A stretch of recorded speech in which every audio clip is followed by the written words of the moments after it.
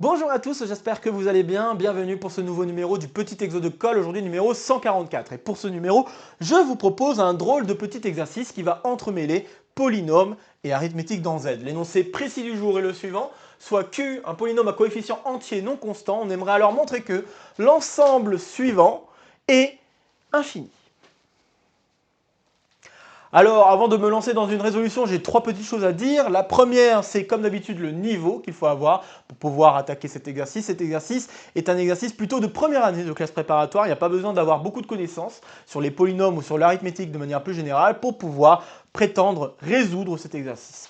Néanmoins, je conseillerais d'avoir plutôt un niveau de deuxième année de classe préparatoire, histoire d'avoir suffisamment de recul sur les outils qu'il va falloir utiliser et pour également mieux appréhender l'exercice que nous avons ici. D'autant plus que, deuxième point que j'aimerais mentionner, c'est un exercice qui ne déroge pas à la règle des derniers exercices qui sont sortis sur la chaîne, un exercice qui est tiré d'une colle qui a été donnée au lycée Louis-le-Grand en niveau MP. Et donc, à cause de ça, je pense que oui, en effet, cet exercice est plutôt un exercice à attaquer en deuxième année de classe préparatoire, bien que pour moi, c'est un exercice qui peut très bien s'attaquer en première année de classe préparatoire sans plus de connaissances que cela autour des polynômes et de l'arithmétique en général. La dernière chose que j'aimerais mentionner, c'est le fait que ça fait un lien avec un autre résultat un peu rigolo sur les polynômes, un lien entre les polynômes et des questions de nombres premiers, car ici, si vous regardez d'un petit peu plus près ce qu'est notre ensemble EQ, on est en train de regarder les nombres premiers qui sont diviseurs des évaluations de notre polynôme Q. Et il y a un truc un tout petit peu plus fort que ça, c'est de dire que le nombre P est exactement égal à Q de M, donc à certaines évaluations de notre polynôme. Et il y a un résultat assez classique, parce que là, si je remplace la relation divisée par égalité, il y a un résultat assez classique, si on travaille avec un polynôme de degré 1, qui nous permet d'affirmer que cet ensemble-là va être infini. Et ce résultat-là, donc résultat assez classique, mais pas du tout de classe préparatoire, enfin d'un niveau classe préparatoire, c'est un peu un résultat autre, mais qui est bon à connaître juste pour la culture mathématique, c'est le théorème de progression arithmétique de Dirichlet. De progression arithmétique de Dirichlet, qui dit la chose suivante. Si je prends A et B des entiers relatifs tels que A est différent de 0 et A avec B c'est premier entre eux, alors l'ensemble des M appartenant aux entiers, alors normalement je dois mettre entier naturel, mais je vais généraliser un peu en mettant entier relatif, l'ensemble des M entiers relatifs tels que A, M plus B est un nombre premier, puisque là j'ai mis A et B des entiers relatifs, donc je me permets de faire ça. Donc tel que A, B donne un nombre premier, eh bien ça c'est infini. Donc la cardinalité de cet ensemble-là est infinie. Voilà, donc il y a une infinité de nombres premiers qui va s'écrire sous la forme AM plus B. Donc c'est ça le théorème de progression arithmétique de Dirichlet. Et donc cela correspondrait à un cas particulier où à la place de la divisibilité, je demande à être carrément égal. Et je travaille avec un polynôme de degré 1. Voilà, donc si je travaille avec des polynômes de degré 1 et donc vous voyez qu'il y a quand même une condition importante à satisfaire, celle-ci, c'est assez évident que si celle-ci n'est pas satisfaite, là on va pas avoir des nombres premiers, ils sont tous divisibles par le PGCD qui est en jeu, mais le truc qui est en effet très difficile, c'est que si cette condition est satisfaite, alors vous êtes sûr que vous allez avoir une infinité de nombres premiers qui va apparaître sous cette forme. Donc évidemment, c'est ce sens-là qui est très difficile à démontrer. Et donc vous voyez une espèce d'analogie à faire, puisque là on demande divisibilité et pas égalité, donc là c'est un petit peu plus faible, voire même beaucoup plus faible, que demander l'égalité et d'être vraiment un nombre premier. Voilà. Donc je voulais faire ce petit parallèle parce que je trouve que c'est assez amusant à faire et de voir qu'en effet il y a deux, trois petits cas particuliers qui peuvent se rassembler vis-à-vis de ce gros théorème assez bien connu en arithmétique, donc ce théorème de progression arithmétique de Dirichlet. Voilà, est-ce que j'ai d'autres choses à dire concernant cet exercice? A priori non, donc je vais vous inviter à faire une pause sur la vidéo dès maintenant pour essayer de résoudre l'exercice par vous-même avant que je ne vous dise quoi que ce soit d'autre. Ok, j'espère que vous aurez essayé. Je pense que c'est un très joli exercice à faire. Surtout que, voilà, ça ne va pas faire appel à d'énormes outils. Hop. Tac. Alors, on est parti pour une résolution. Alors, éventuellement, si vous cherchez un peu sur Internet le type d'exercice que j'ai écrit ici, ça ne va pas être tout à fait le même énoncé que les exercices qui ont pu être donnés en colle Louis-le-Grand.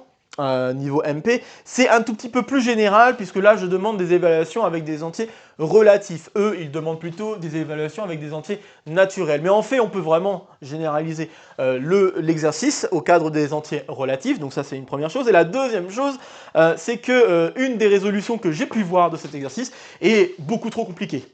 Je trouve beaucoup trop compliquée pour ce que c'est. Donc, je vais vous proposer plutôt une résolution assez pas astucieuse, mais en tout cas une résolution assez élémentaire plutôt, qui ne fait pas appel à beaucoup d'outils et pas non plus à beaucoup de calculs.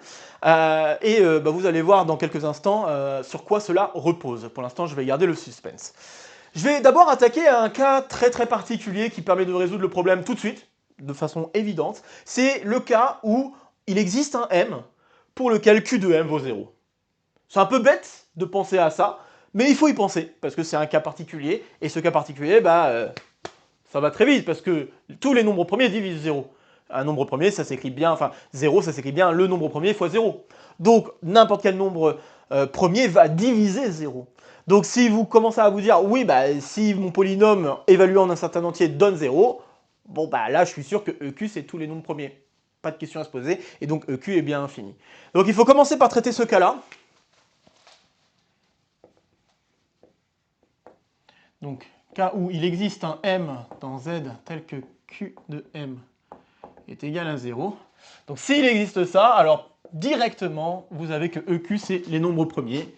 Ce sont tous les nombres premiers. Et, à Blaousta, tout le monde rentre chez soi. Ça donne les nombres premiers et ça donne bien un ensemble infini. Très bien. Donc ça, c'était le premier cas qu'il fallait traiter. Maintenant, et donc vous l'aurez compris, pour la suite de cet exercice, on va supposer que ce cas-là n'intervient jamais. Donc, à présent, pour n'importe quel m dans z, je vais supposer que q de m est différent de 0. Alors, on va attaquer en deux étapes. La première chose, c'est qu'on va démontrer que EQ n'est pas vide.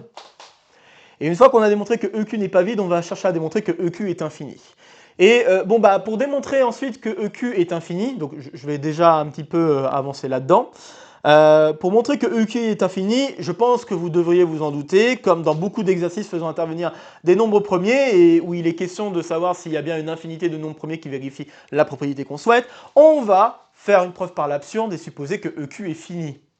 Et le truc rigolo, c'est que la résolution pour ensuite amener à la contradiction, c'est exactement, enfin en tout cas c'est très similaire, si ce n'est même très exactement la même chose, que chercher à démontrer que l'ensemble des nombres premiers est infini, ou que l'ensemble des nombres premiers qui sont congrus à 1 modulo 4 est infini. Ce genre de truc assez bateau, j'ai envie de dire, une fois qu'on l'a vu une fois, en fait il suffit juste de faire presque une espèce de copier-coller, même si c'est pas toujours si simple, hein, bien sûr. Mais c'est quand même souvent une question de copier-coller à faire par rapport à des résolutions déjà connues. C'est vraiment d'essayer d'écrire, de réécrire même, une expression faisant intervenir notre polynôme et peut-être d'autres facteurs, parce que il y a potentiellement ici un jeu à faire avec les évaluations qu'on peut prendre de notre polynôme. Eh bien, si on s'amuse à faire ce genre de jeu, on pourrait réussir à ressortir une expression qui nous fera beaucoup penser aux expressions qu'il faut faire intervenir justement pour avoir le nombre infini de nombres premiers ou pour avoir le nombre infini de nombres premiers congru à 1 modulo 4 par exemple. Voilà. Donc, bon, sans en dire davantage, l'idée est vraiment là. Il faut essayer de ressortir des expressions de ce type-là à travers notre polynôme. Bon, on y reviendra d'ici quelques instants. Je vous ai permis juste d'avancer un petit peu plus si vous le souhaitiez par vous-même. Donc, la première chose que j'aimerais faire, comme j'ai dit, je vais d'abord démontrer que EQ n'est pas vide. Alors pour montrer que EQ n'est pas vide, ce qu'il faut que je démontre, c'est que je suis certain qu'il existe un M tel que Q de M est différent de 1. Si j'ai un Q de M qui est différent de 1, je peux utiliser le théorème fondamental de l'arithmétique qui me permet d'assurer qu'il existe un nombre premier qui divise le nombre que j'ai à partir du moment où la valeur absolue de ce nombre est plus grand que 2. Voilà, tout simplement, je pense que ça marche très bien. Donc, alors bon, là, on peut s'y prendre de différentes manières. Soit vous pouvez vous amuser à dire, supposons que Q de M vaut 1 ou moins 1, et vous verrez très rapidement que forcément l'un des deux ensembles est infini. Et donc, à cause de ça, ça voudrait dire que votre polynôme il serait constant, égal à cette constante-là, soit 1, soit moins 1. Mais le problème, c'est que votre polynôme est supposé non constant. Donc vous arrivez à une contradiction, et ça veut dire que votre polynôme ne peut pas tout le temps valoir 1 ou tout le temps valoir moins 1. En tout cas, ça ne peut pas être des valeurs qui sont comprises entre 1 ou moins 1. Donc forcément, les valeurs qu'on peut atteindre, ça peut être aussi des valeurs autres que 1 et moins 1, donc notamment 2, moins 2, ou des valeurs entières plus grandes que 2 ou plus petites que moins 2. Et donc, par conséquent, arriver à mettre un nombre premier qui divise. Bon voilà, ça c'est une méthode un peu par l'absurde, je la trouve assez jolie, mais là je vais vous proposer une méthode un tout petit peu plus directe en utilisant l'hypothèse que Q est non constant très directement. Donc comme Q est non constant, vous pouvez affirmer que la limite, quand x tend vers plus ou moins infini, de votre polynôme en valeur absolue, c'est plus infini. Par conséquent, il existe un m réel positif, bon disons réel positif non nul, tel que pour n'importe quel x appartenant au complémentaire du compact moins mm, vous avez la valeur absolue de q de x qui est supérieure ou égale à 2. Et donc ça veut dire qu'en prenant un entier m, bon disons naturel non nul peut-être, en prenant m un entier naturel tel que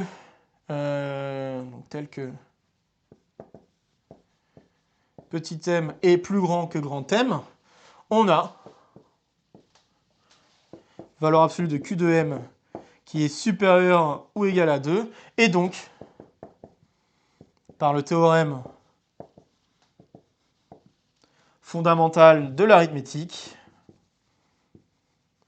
bon, c'est vrai que ce n'est pas tout à fait le théorème fondamental de l'arithmétique, vous pourriez me râler dessus. Parce que normalement, le théorème fondamental de l'arithmétique, c'est plutôt le théorème de décomposition de n'importe quel nombre produit de facteurs premiers. Mais en vrai, pour moi, ce théorème qui dit que si j'ai un entier plus grand que 2, alors il existe un diviseur premier, je trouve que c'est quand même la brique élémentaire. Et donc c'est pour ça que je me permets d'appeler ça le théorème fondamental de l'arithmétique. Voilà. Bon, après, vous pouvez ne pas être d'accord avec moi, mais je pense que c'est plutôt la terminologie qu'on devrait amener pour le résultat que je suis en train d'utiliser. Donc le théorème fondamental de l'arithmétique, on a l'existence d'un P premier tel que P divise Q de M. Et ça veut dire donc que P appartient à EQ. Et donc EQ est non vide. Voilà. Donc ça, c'est bon. Très bien.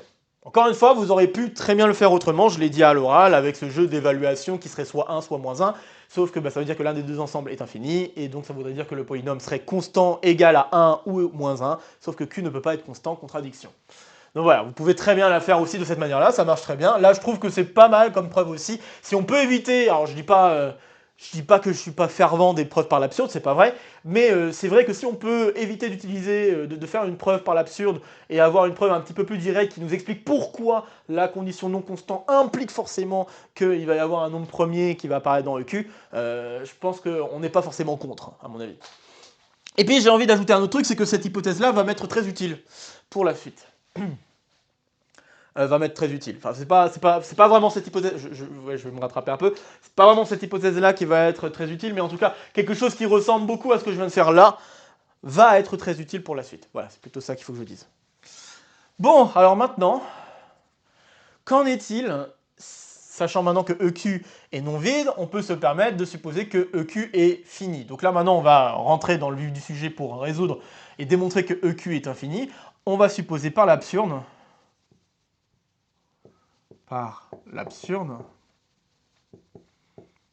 que EQ est fini. Et le but du jeu, c'est d'amener à une contradiction. Alors avant Alors déjà, bon, je vais quand même commencer à dire ça. Comme EQ est fini, je peux me permettre de prendre le maximum. Donc soit Q égale le max de EQ. Et donc bien sûr, Q est une valeur, puisque c'est un nombre premier, Q est supérieur ou égal à 2. Bon, très bien. Alors maintenant, je vais faire quelques petites manipulations sur mon polynôme Q, en utilisant le fait que le polynôme n'est pas constant. Et vous allez voir très vite que ça va me permettre de conclure des choses assez simples. Donc je vais d'abord faire quelques manips sur le polynôme, et une fois que j'ai fait ces manips-là, je vais évaluer mon polynôme en quelque chose qui est en lien avec Q. Grâce à cette évaluation, je vais réussir à sortir une expression exactement comme j'ai dit tantôt, dans le cas où on veut démontrer que l'ensemble des nombres premiers est infini, ou dans le cas où on veut démontrer que l'ensemble des nombres premiers congrue à 1 modulo 4 est infini. Je vais mettre en avant une expression qui va me permettre de conclure que le nouveau nombre que j'ai, il est forcément divisible par un nombre premier qui ne fait pas partie des nombres premiers dans EQ.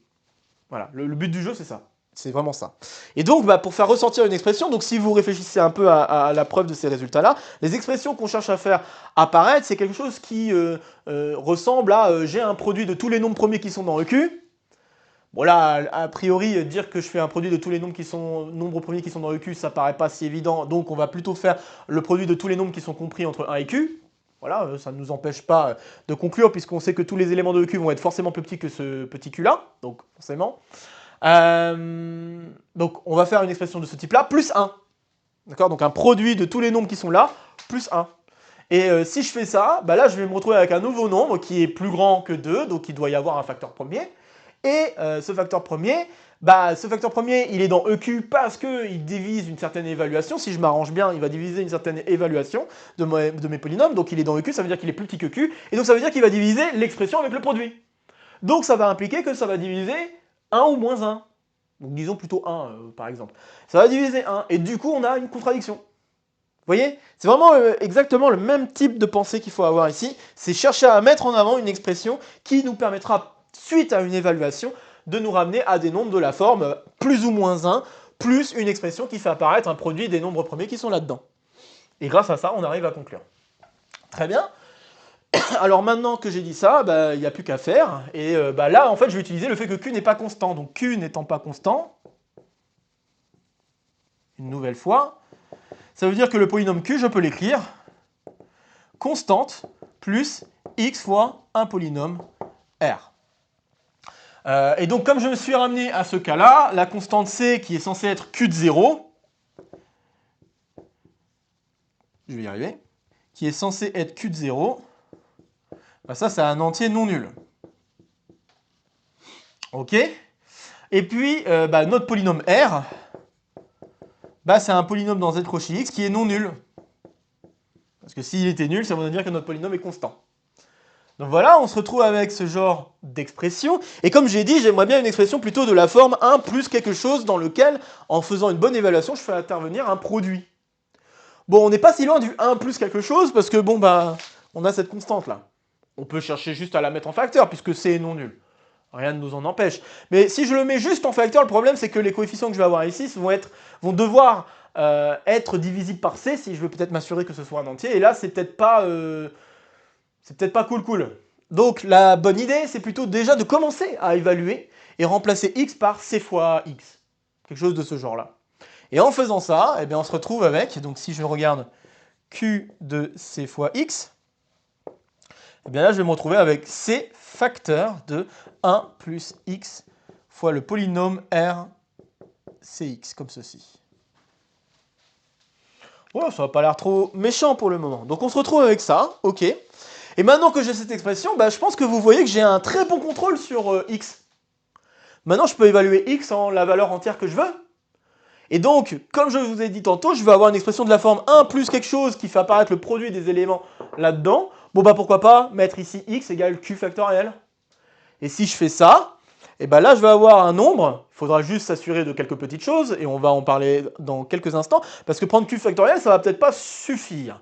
Il y a quelque chose qu'il faut assurer. Il y a quelque chose qu'il faut assurer vis-à-vis de l'expression qui est en jeu, parce que R de Cx, on n'a pas trop de contrôle, ça reste un entier qui pourrait être négatif.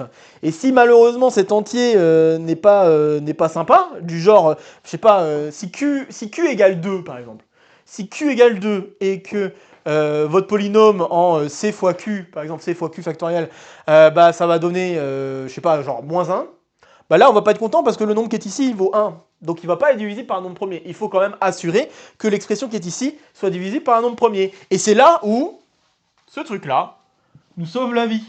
Puisque R, et c'est pour ça qu'il va falloir donc traiter deux cas de figure distincts, on va avoir une question de traiter le cas de figure où... alors je suis juste en train de réfléchir si je pourrais sauter... Alors, j'y ai pas pensé avant, mais je suis en train de réfléchir si je peux sauter une question de devoir distinguer le cas où R est un polynôme constant et R est un polynôme non constant. Il y a peut-être moyen. Ouais, il y a peut-être moyen si je ne m'oblige pas à avoir. Ouais, si je ne m'oblige pas à avoir Q. Alors, attendez que je réfléchisse 2 secondes. Ouais, je pense que je peux faire en sorte. Donc, une des idées de résolution que j'avais prévues, et là je le fais vraiment live, parce que j'avais pas pensé à ça avant et je suis en train d'y penser maintenant. Le polynôme R qui est ici, en fait, il y a deux cas de figure. Il y a un cas de figure qui m'embête, c'est le cas constant. Donc, le cas où R est un polynôme constant. Et du coup, je pensais plutôt le traiter à part. Mais en fait, je suis en train de me rendre compte que je peux probablement le traiter avec tout le reste, donc avec tous les autres polynômes, tout simplement en regardant l'expression qui est ici et en remplaçant x par m factoriel, avec m un entier naturel, là je travaille avec m entier naturel, et en fait juste m'assurer que si j'ai un facteur premier qui doit diviser cette expression, et en prenant m assez grand, eh bien je peux assurer que ce truc-là, il va forcément être plus grand que 2, enfin plus grand, que tout ça pardon, va être plus grand que 4 en valeur absolue, ou même 3, ça peut être suffisant. Et donc par conséquent, en faisant le plus 1, je vais être forcément un entier en valeur absolue plus grand que 2, et donc utiliser le théorème que je veux. Voilà. Donc je pense que je peux m'en sortir. Alors je vais le faire. Je vais le faire comme ça. Alors, réfléchissons à comment je veux l'emmener. Donc ouais, ce que je vais dire, c'est la chose suivante. Je sais... Donc on sait que la limite, quand x tend vers plus ou moins infini, de valeur absolue de x, r, c, x, bah ça tend toujours vers plus infini. Pas de problème, parce que le polynôme qui est ici est non nul. Même constant, c'est pas grave. C'est non nul fois x. Donc du coup, obligatoirement, ce truc-là tend vers plus infini. Et donc on est assuré du fait qu'il existe un m. Je vais peut-être pas utiliser le même m. Je vais dire s. Il existe s dans R plus étoile, tel que pour n'importe quel x appartenant au complémentaire de moins ss, donc en dehors de ce compact-là, on a valeur absolue de x, rcx, qui est supérieur ou égal, et là j'aimerais que ça soit supérieur ou égal à 3, comme j'ai dit. Hop. Voilà, donc je veux que ce truc-là soit supérieur ou égal à 3. Ainsi, pour tout m entier dans Z tel que la valeur absolue de m est supérieure à S, voilà, c'est ça, on a la valeur absolue de 1 plus, je ne suis pas obligé de mettre des parenthèses, 1 plus m RCM, comme ceci, ça c'est supérieur ou égal à 2. Et donc là c'est un entier, hein, ce truc-là c'est un entier, qui est de valeur absolue supérieure ou égale à 2, et donc par conséquent, on arrive à conclure que ce truc-là est divisible par un nombre premier. Donc il existe P, nombre premier, tel que P. Donc si vous voulez, je peux même mettre P indice M, mais ça ne changerait pas grand-chose. J'ai pas envie de mettre P indice M, je vais juste mettre P.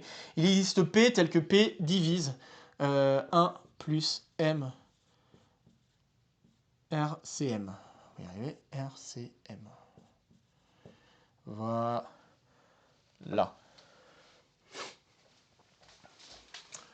Ok, alors maintenant je vais effacer un petit peu.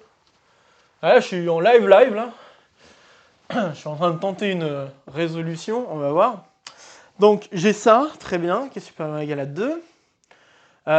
Et qu'est-ce que je veux faire maintenant? Donc j'imagine que je veux prendre un entier. Donc là, ce qui est intéressant maintenant, c'est que si je remplace m par m factoriel, enfin je vais peut-être mettre une autre lettre, je vais mettre L. Donc si je remplace m par L factoriel, l'avantage ici, c'est que si P est un nombre premier plus petit que L, alors on va avoir un problème. Donc ça veut dire que le nombre premier doit être plus grand que le L qui va être en jeu. Donc maintenant, si je considère L, donc soit L un nombre, on va dire un nombre entier, peu importe, un nombre entier naturel, tel que L factoriel est plus grand que S, on a P qui divise 1 plus L factoriel R, C, L factoriel. Et donc, si P est inférieur à L, on a une contradiction. Donc, P ne peut pas être inférieur ou égal à L. Donc, par l'absurde,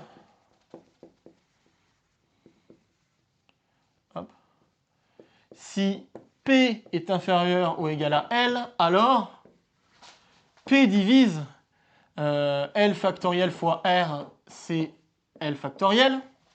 Puisque ça, c'est un entier, encore une fois, je le redis. Là, ici, c'est un grand C. Et par conséquent, ça veut dire que P divise 1.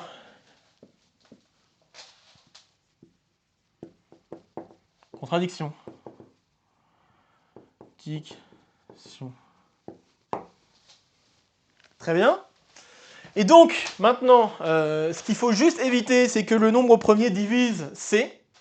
Et si je prends un nombre premier qui ne divise pas C, qui est plus grand que le max qui est ici, donc plus grand que Q, donc il faut prendre un élément qui est le max entre les éléments de EQ. Donc vous remarquerez d'ailleurs que les diviseurs de C font partie des éléments de EQ. Donc à vrai dire, je peux juste demander à être plus grand que le max de EQ, puisque C c'est le polynôme en 0. Hein. Donc le polynôme en 0, automatiquement on prend les diviseurs de C. Donc je vais peut-être faire ça, ça sera peut-être un peu mieux. Hop. Tac. Hop, voilà. Donc, en notant que les diviseurs de C sont inclus dans EQ, donc les diviseurs premiers, bien sûr. Donc les diviseurs premiers de C sont inclus dans EQ, puisque c'est les diviseurs de l'évaluation de Q en 0, comme j'ai dit. Donc je vais peut-être le réécrire. C égale Q de 0. Ça vient de ça. Étant donné qu'on a ça, si on prend L tel que, il faut que L soit plus grand que le max de EQ, donc qui est notre nombre Q, et il faut que L soit plus grand que S. Si je fais en sorte que ces deux choses-là soient vérifiées, et bien encore une fois, théorème de l'arithmétique, maintenant je peux tout imbriquer les uns dans les autres. Par le théorème fondamental de l'arithmétique, j'ai encore une fois l'existence d'un nombre premier tel que P divise 1 plus L factoriel RC L factoriel. Ok. Tac, voilà. Et donc là, le truc important, je vais dire, est-ce que je veux L plus grand strict à Q? C'est ça que je suis en train de demander, parce que si malheureusement Q est un diviseur de C, je veux pas que ce soit un diviseur de C, donc il faut peut-être prendre L strictement plus grand. Ouais, je pense que ce sera mieux. Donc je prends P, un nombre premier là-dedans. Mais du coup, le problème, c'est que P doit être dans EQ. Donc ainsi, P est dans EQ. Voilà. Et ça impliquerait alors que P est plus petit ou égal à Q. Mais du coup, L étant plus grand que Q, ça impliquerait alors que 1 divise... c'est ça. J'essaye juste de faire les choses convenablement. Donc P est plus petit ou égal à Q. Ok, ça marche. Mais du coup, oui, oui c'est ça, ça va nous amener à une contradiction. Donc la P est dans EQ, donc non, j'ai peut-être pas besoin de parler du nombre constant en fait. C, ça n'a pas beaucoup d'importance. J'avais juste peur que P puisse diviser le nombre C, mais probablement que j'ai pas besoin de faire très attention à ça en fait. Mais bon, c'est pas grave. J'en parle quand même parce que c'est important de voir que EQ n'est pas vide, etc. Encore une fois, enfin bon bref, on aurait pu s'y prendre un peu autrement, mais... Là ici, diviseur, ça peut être nul, hein, ici. Enfin, ça peut être vide. Hein, si c égale 1 ou si c égale moins 1, ça peut être vide. Hein, notez-le quand même. Mais bref, vous savez déjà que EQ est non vide, donc quoi qu'il arrive, tout va bien. Vous avez ça, et du coup vous avez une contradiction parce que ça veut dire que P divise 1. Voilà, c'est ça que je voulais surtout amener. Et du coup, c'est une contradiction. Voilà. Bon, je me suis peut-être un peu répété, mais l'idée générale est vraiment ce que vous voyez maintenant, c'est donc de dire, bah, j'ai mon polynôme, je change un peu son expression pour me ramener à 1 plus x, ce truc-là, voilà. Et donc, si je note que la limite de ce truc-là en plus infini, c'est plus infini, du coup, si je prends x en dehors de moins ss, eh bien j'ai cette inégalité qui est satisfaite, pardon, et qui me permet d'assurer que si je prends un entier plus grand en valeur absolue que S, eh bien je suis sûr que ce truc-là, en valeur absolue, va être plus grand que 2, ce qui me permet d'assurer qu'il existe bien un nombre premier qui divise cette expression. Maintenant, l'idée c'est de jouer avec le M que je peux choisir pour faire intervenir du factoriel, et donc c'est-à-dire le produit, d'une manière ou d'une autre, le produit des nombres qui sont ici, dans mon expression, qui est ici, avec plus 1. Exactement comme on le ferait pour montrer qu'il y a une infinité de nombres premiers. Et donc, maintenant que j'ai cette expression-là, eh bien, je me rends compte que P ne peut pas être plus petit ou égal à L, sinon P diviserait 1. Et bon, alors là, il y a peut-être un truc, je n'ai pas forcément besoin de m'en préoccuper plus que ça, donc les questions de diviseur de C, bon, je n'ai pas forcément besoin de m'en préoccuper, mais bon, c'est quand même bien de noter que les diviseurs de C seront, les diviseurs premiers de C, je précise, sont dans EQ. C'est possible que cet ensemble-là est vide. Eh bien, en prenant L, un entier naturel tel que on est plus grand que le max de Q, qui permet de prendre en compte les diviseurs de C aussi, et plus grand que S, eh bien on aurait un nombre P diviseur de cette chose-là, exactement comme au-dessus, qui doit être dans EQ. Mais comme c'est dans EQ, bah, ça veut dire que P est inférieur ou égal à Q, et du coup on a une contradiction. Enfin, P est inférieur ou égal à Q, et donc inférieur ou égal à L, qui est inférieur strict à L, et du coup on a une contradiction, puisque ça amènerait exactement comme on l'a dit ici, à P qui divise 1. Donc c'est terminé, ça veut dire que notre ensemble là n'était pas fini, et en fait notre expression, l'expression qu'on vient de ressortir, permet d'engendrer de nouveaux nombres premiers, qui n'étaient pas présents dans EQ. Et donc bah, ça nous donne une idée de comment on pourrait, par rapport à la méthodologie et les changements d'expression que j'ai faits, oui c'est ça, les changements, c'est que j'ai fait, voilà, on va y arriver. Bref, grâce aux différentes manœuvres que j'ai dû mettre en place pour changer mon expression, on a une espèce de recette qui nous permettrait d'extraire petit à petit des facteurs premiers que nous n'avons pas au départ dans EQ. Et donc en jouant là-dessus, bah voilà, on arrive à engendrer en effet un ensemble infini. Exactement comme pour les nombres premiers où on fait le produit des nombres premiers plus 1 qui permet de faire sortir de nouveaux facteurs premiers qui n'étaient pas présents dans notre ensemble. Et pareil pour les nombres premiers qui sont congrus à 1 modulo 4, etc. etc. Bref, c'est toujours la même méthode, je pense, et je pense que c'était très utile de voir ça ici pour cet exercice. C'est toujours la même méthode, toujours chercher une expression de la forme 1 plus le produit des nombres premiers qui apparaît dans mon ensemble.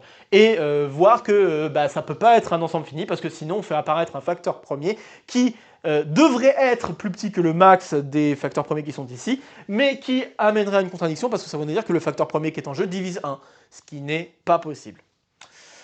Bon voilà, je me suis un peu embarqué sur du live, mais c'est pas très grave. Je pense que vous avez pu voir une jolie résolution qui, j'espère vous avoir convaincu, pouvait se faire quand même en première année de classe préparatoire. Quoique, vous l'aurez aussi compris, il faut avoir un peu de recul sur cet exercice pour mieux l'appréhender et mieux le comprendre. Donc c'est pour ça que c'est peut-être un peu mieux pour un deuxième année de classe préparatoire de l'attaquer plutôt qu'un première année de classe préparatoire. Mais quand même, j'ai pas eu besoin d'outils si élaborés que ça autour des polynômes ou de l'arithmétique en général pour pouvoir résoudre cet exercice. Juste vraiment penser au théorème fondamental de l'arithmétique, celui qui dit que, en effet, pour n'importe quel nombre plus grand que 2, on a un facteur premier qui divise ce nombre. Donc ça fait partie des résultats hyper importants à appliquer. Et le deuxième, juste de la manipulation de polynômes, vraiment, et utiliser vraiment à bon escient le fait que le polynôme qui est en jeu est un polynôme, je vais y arriver, est un polynôme non constant. Voilà, voilà.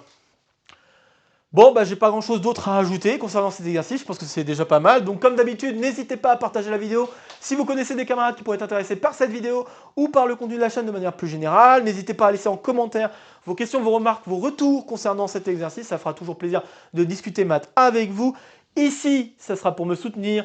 Ici, ça sera pour vous abonner. N'oubliez pas d'activer la clochette. De nouvelles vidéos vont se proposer à vous pour continuer à faire le tour de la chaîne. Et sur ce, je vous retrouve très vite pour de prochaines aventures mathématiques. Portez-vous bien et à très bientôt.